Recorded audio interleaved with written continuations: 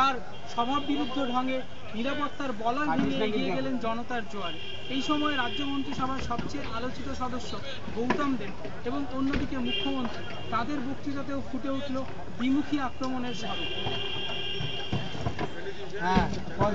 ছেড়ে প্রতিপক্ষ শিবিরে যোগ দেওয়া সেই সব তৃণমূল সমর্থকদের বা বামফ্রন্টের প্রতি বিরূপ হওয়া মানুষদের ফেরানোর ডাক দিলেন রাজ্যের আবাসন মন্ত্রী গৌতম দেব। অন্যদিকে মুখ্যমন্ত্রীর বক্তৃতায় ফুটে উঠল স্বভাবসুলভ তৃণমূল নেতা নেত্রীদের আক্রমণ।